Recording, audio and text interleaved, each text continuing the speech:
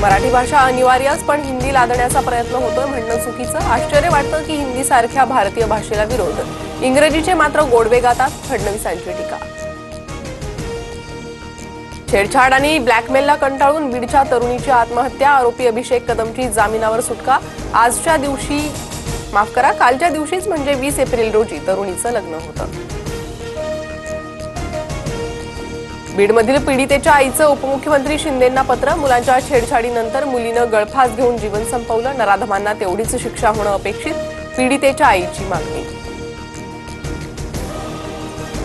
एकनाथ शिंदेंचा संताप, मात्र फडणवीसांच्या पोटात ढवळाढवळ। मनसेसोबतच्या युतीवरून राऊतांचा निशाणा, तर कोणत्याही अटी नाहीत। राज ठाकरे आणि उद्धव ठाकरेंची सहमती असेल तर युती होईल, राऊतांचा दावा। भोंगे विरोधी आंदोलनावेळी आमच्यावर 17,000 केसेस दाखल केल्या, मग यासाठी उद्धव ठाकरे मनसैनिकांची माफी मागणार का? ठाकरेंच्या युतीबाबतच्या तयारीनंतर संदीप देशपांडेंचा सवाल।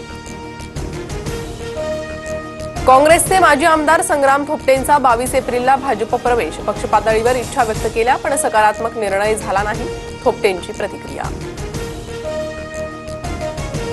मुळशी तालुक्यातील भाजपच्या सरचिटणीसचं बावनकुळे रवींद्र चव्हाणांना पत्र। आयुष्यभर तिरस्कार केलेल्या सोबत येणार याचं आश्चर्य।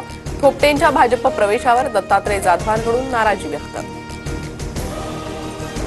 डॉक्टर सुश्रुत घैसासवरील हलगर्जीपणाच्या ठपक्याला इंडियन मेडिकल असोसिएशनचा विरोध। रुग्णावर उपचार केले नाहीत तर हलगर्जीपणाचा ठपका कसा? इंडियन मेडिकल असोसिएशनचा सवाल। किरीट सोमय्या यांच्या कार्यालयात काल एक जण पिस्तूल घेऊन आला। सुरक्षा रक्षकानं पिस्तूल घेऊन आलेल्या व्यक्तीला रोखलं। मुलुंडच्या नवघर पोलिसात तक्रार। अश्विनी बिद्रे हत्या प्रकरणातील आरोपी अभय कुरुंदकरच्या शिक्षेवर आज फैसला।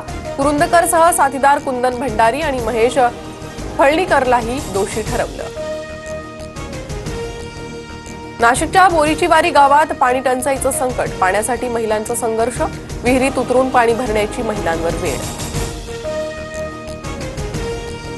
इगतपुरी अमरावतीच्या मेळघाटमध्ये भीषण पाणी टंचाई। महिलांची पाण्यासाठी पायपीट। जंगलातून 3 किलोमीटरपर्यंत घोटभर पाण्यासाठी जीवघेणा प्रवास।